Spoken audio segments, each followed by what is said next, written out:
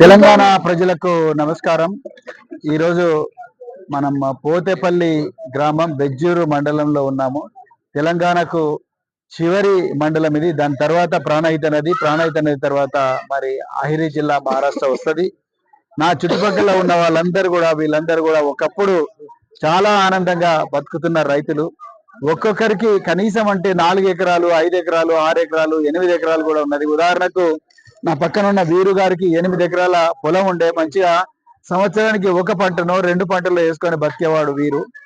కానీ 2006 సంవత్సరంలో కాంగ్రెస్ ప్రభుత్వం, దివంగత రాజశేఖర్ రెడ్డి గారు ప్రాణహిత, చేవెళ్ళ, సుజల, స్రవంతి అని చెప్పి మరి ఈ తుమ్మిడిహెట్టి దగ్గర ఒక శిలాఫలకం వేసిండ్రు. దాని తర్వాత ఈ రైతుల దగ్గర నుండి బలవంతంగా వాళ్ళ భూములను కూడా గుంజుకున్నారు.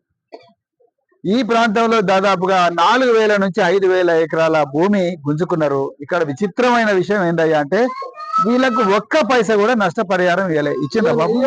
ఒక్క పైసా కూడా నష్టపరిహారం ఇవ్వలే. దున్నుదామంటే భూమి లేదు, పైసలు ఇవ్వలేదు. వీళ్ళు ఇప్పుడు 15 సంవత్సరాల నుంచి కూలి పని చేస్తున్నారు.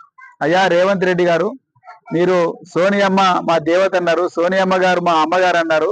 అదే సోనియా గాంధీ మీ కాంగ్రెస్ పార్టీకి మరి సీనియర్ నాయకురాలు, ప్రెసిడెంట్. దయచేసి మీరు వచ్చి ఈ రైతుల కోసం కన్నీళ్లు చూడండి. భూములు గుంజుకోవడం కాదు, వీళ్ళ బాధలు చూడండి ఒకసారి. నష్టపరిహారం ఇవ్వాలి కదా. అయ్యాల రైతులుగా ఉండాల్సిన వాళ్ళు కూలీగా అయినారు. 15 సంవత్సరాల నుంచి కూలి పని చేస్తున్నారు. కొండారెడ్డిపల్లిలో మీ భూములు ఇస్తావా? ఇవ్వవు. మీ సొంత భూములు ఇస్తావా? ఇవ్వవు. వీళ్ళ భూములు గుంజుకుంటే దాంట్లో కాలువల్లో నీళ్లు వాడతలేవా? మురికి గుంటలేని ఇవ్వాల.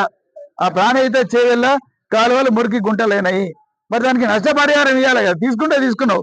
వీళ్ళకు పరిహారం కట్టాలి. ఇప్పుడు ఎకరం 20 లక్షలు ఉన్నది. మరి ఎవరు ఇవ్వాలి?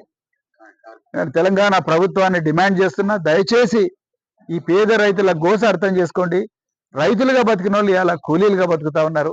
అందుకొరకే ఇక్కడ ఉన్న బీజేపీ ఎమ్మెల్యేకి అయితే ఆయనకి సోయి ఉందో లేదో కూడా నాకు తెలియదు, హరీష్ బాబు గారికి. సో ఇక ఆయనకు చెప్పి కూడా లాభం లేదు. ఏమన్నంటే నేను నా ప్రభుత్వం లేదు ఇక్కడ అంటున్నాడు. కేంద్రంలో నరేంద్ర మోడీ ఉన్నాడు. మరి నరేంద్ర మోడీ బడేబాయ్, రేవంత్ రెడ్డి చోటేబాయ్. మరి మీ ఇద్దరు బడేబాయ్ చోటేబాయ్ మధ్యలో అదాని కూర్చున్నాడు ఇప్పుడు.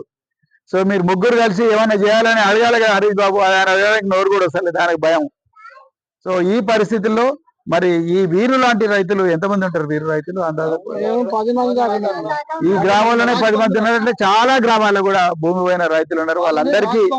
వాళ్ళందరికీ న్యాయం చేయాలని చెప్పేసి ప్రభుత్వాన్ని డిమాండ్ చేస్తూ మరొక్కసారి మరి తప్పకుండా మరి రాబోయే రోజుల్లో మరి బీఆర్ఎస్